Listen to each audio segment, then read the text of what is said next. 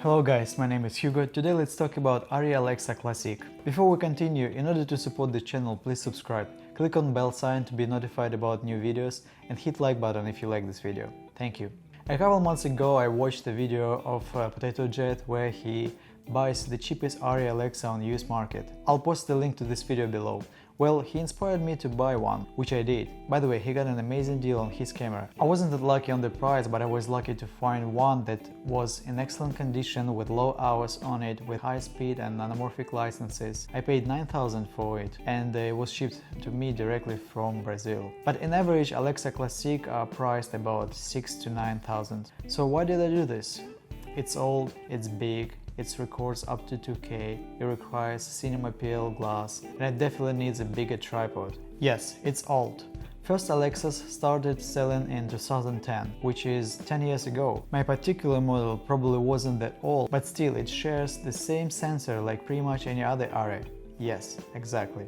Almost all Arri cameras except Alexa 65 and new LF models have exactly the same ALEV sensors. And even new LF sensor is just two of those standard Alexa sensors stuck together. That's how good they made this sensor that didn't even need to change or modify over all these years. And exactly because of this I decided to get this camera. With this camera I can have this legendary benchmark sensor with all its colors and dynamic range for the price of Canon C200 or Sony FS7, and it's built like a tank. It's been designed to be rented and used in all kinds of environments. Yes, it's big. There is no much upsides about being big, except it's very stable in handheld or shooting from shoulder, and being absolutely impressive looking. Many of my friends thought that this camera costs around 100,000. That's how expensive it looks. And no wonder, I have a Plus model which has a renovated body which looks almost identical to the latest Alexa LF. If you need to impress your client, it'll do the work easily. Of course I wish it was smaller, but the size in this case is a trade-off. PL glass and bigger tripods, yes, that may be an extra cost if you don't have it. But I had a decent tripod and I had PL lenses already, but it's definitely something to consider, along with super expensive memory cards. When I was looking to buy this camera, I didn't even bother to look on prices on memory cards for this camera. I thought just because it's old, it shouldn't be expensive. Well, they are. Arri Alexa Classic uses S/S cards. They are more expensive than CFast cards and very hard to find since they're no longer for sale, only used market. And if you found S/S converter that uses SD cards and you think it's gonna work for it instead, it won't. I tried. It doesn't read the media. One 28GB card will cost you about 400 to 500. Yes, it isn't cheap at all. The good thing, you won't need much media since it's recording only 2K. I personally have 4 32GB cards and 2 64GB cards. If you have a high-speed license that lets you shoot up to 120 FPS, it'll work only with 60GB or higher. 2K.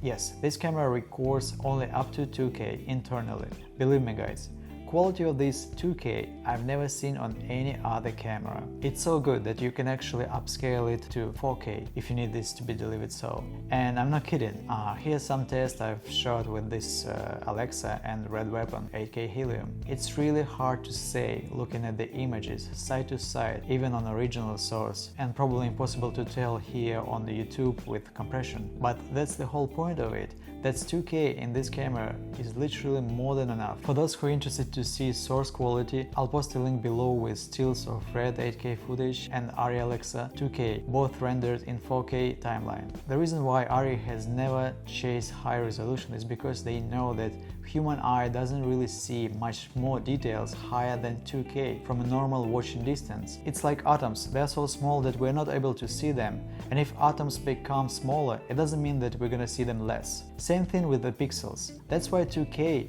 next to 8K image looks as good. That's exactly why when I replaced my old Sony 65" that had 1080p with a new Sony 65 inches that had 4K resolution. Yes, new TV had much better colors, brightness, contrast, but I don't see difference in resolution when I watch it laying on my sofa within comfortable watching distance. I may see less pixels if I approach closer, but why would I do that? Cinematographer Steve Yedlin, a ASC has done an amazing camera test with all major cameras, including film cameras. He explains and proves why resolution doesn't really matter. His test actually changed my thinking about all this. I highly recommend to watch it. I'll post the link below. Also, I'll make a separate video of test footage from Arri Alexa, Red Weapon 8K and Canon C200. Stay tuned for that. Regarding resolution and image quality, I don't have any questions. It records ProRes 444 with 16 bits of color depth in camera, and it can record 2.8 RAW externally. And come on guys, Blade Runner 2049 was shot on this camera, and cinematography of this movie is just outstanding. And many other amazing movies were shot with this camera. It's a legendary one. If now in 2020 you consider buying an old Alexa, I think it's a very good idea. If you're not stuck with only 4K resolution, I think it's an amazing workhorse. And don't be misled by Netflix statements about 4K and approved cameras by Netflix. Their demand on 4K is related only to Netflix originals. If it's not originals, it doesn't have to be 4K. And if you are about to shoot Netflix originals, I doubt you'd be watching this video at all. In the beginning of this video, I've mentioned that this camera has low hours. Well, this camera has 2500 hours on it, which doesn't sound like low hours at all. I had Sony cameras with around 300-400 hours with already dead pixels on sensor, and I would never buy a regular camera with more than 1000 hours on it. But in world of used Arri Alexas, 2500 is nothing. Many cameras on the market have 6000, 7000, 8000 hours on sensors, and I'm pretty sure those cameras have no problems at all and won't have any for many more hours. It's like an AK-47, an extremely reliable tool. That's how the Germans build those cameras. I hope this review was useful for you. Thank you for your time. Bye.